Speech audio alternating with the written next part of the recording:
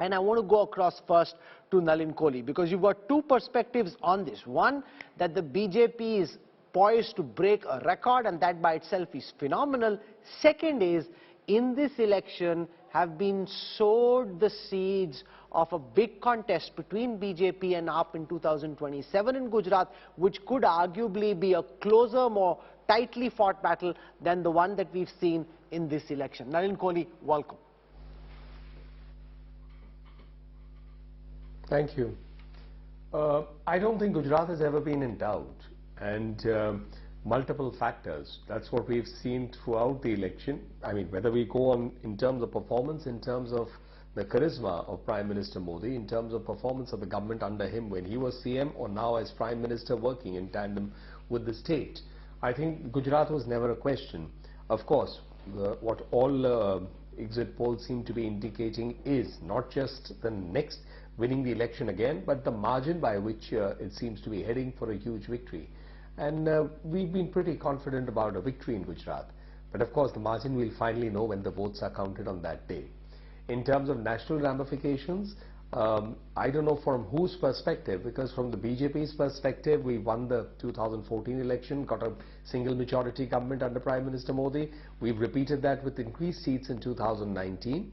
And therefore, we've also seen that there's a difference in the vote percentages when you go for the Lok Sabha versus the Vidhan Sabha. For example, normally the BJP over the last 5-6 elections has been in the range of close to 50%, 47 to 50% in the Vidhan Sabha, but in the last two Lok Sabhas it's been more closer to 60%. So therefore there's a difference in the vote also, and I think the electorate is now evolved enough to make that choice for a national election versus a state election. Of course, getting Gujarat being there once again is a shot in the arm for continuing that Gujarat model that we call. And with regard to the other parties, they have to figure it out. With regard to the Aam Aadmi Party, my view personally is that they have disproportionate media presence as compared to ground presence. So they build a narrative, they keep themselves engaged in the media, but not necessarily they have that presence on the ground.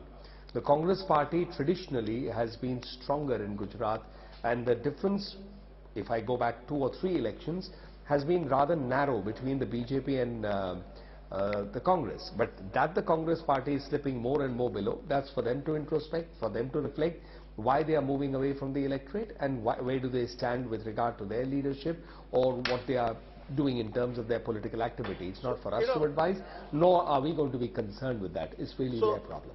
So Supriya Srinath, when you look at these numbers, the first thing that really stands out for me is that here is another state where the moment a challenger comes in, the Congress vote starts eroding.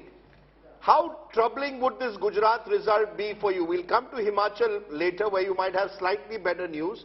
But Gujarat first, is there a sense that the Aam Aadmi Party now is eroding, eating into your vote and thereby could emerge as a challenger to you, not just in Gujarat, but across the country? Kaun banega challenger?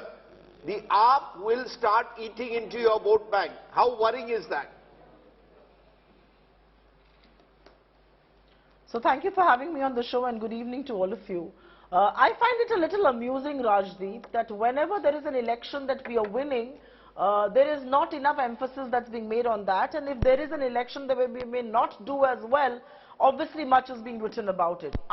Before you say anything about the BJP or the Congress, I'm going to ask you a simple question. The Aam Aadmi Party went to contest in Uttarakhand. It also went to contest in Goa.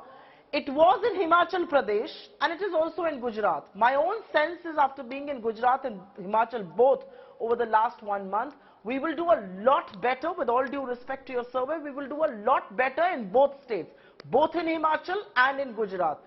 I think the question that many of us would want to ask is, what is AAP's political stand? What is it that they want to do? Do they constantly want to do the rescue act for the BJP? Because I think that's a question that plagues many a mind. What is their ideology? What is their stand? Why were they in Himachal? Why did they run away?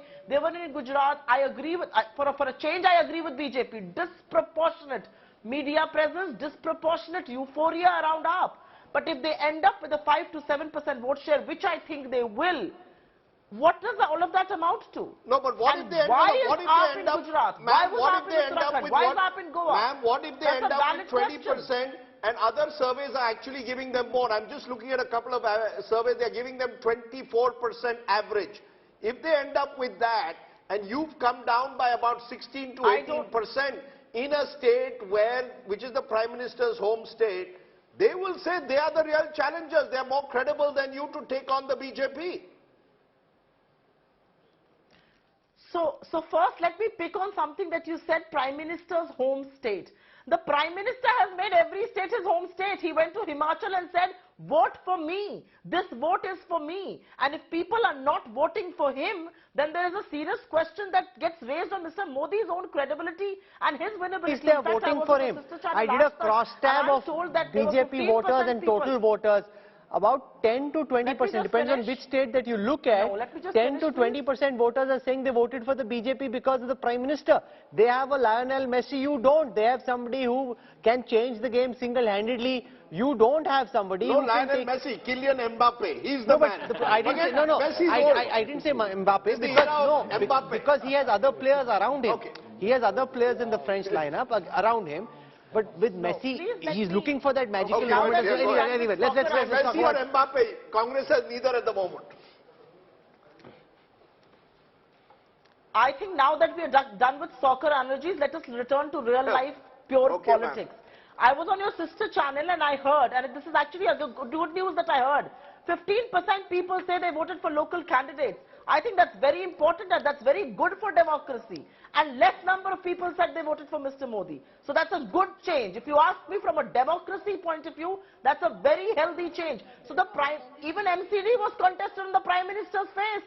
If the BJP is going to be routed, and I also think we'll do a lot better there than what your numbers are saying, but if the BJP is going to be ousted after 15 years, who will own up that loss? I mean, these are questions that we will ask. So I am amused that you say that it's the Prime Minister's home state, but the Prime Minister puts his personal will at stake and he puts his personal credibility at stake. So an election that he loses, who is losing there? Is Jairam Thakur's loss going to be Himachal or is this going to be Mr. Modi? Because look at how he crisscrossed the state, look at how he talked about his own personal interest, how he worked there as a young But he will turn around, Miss Srinath and say, I lead from the front. One more time. Supriya ji, he will turn around and say, I lead from the front. Here is a party that wants to pose challenge.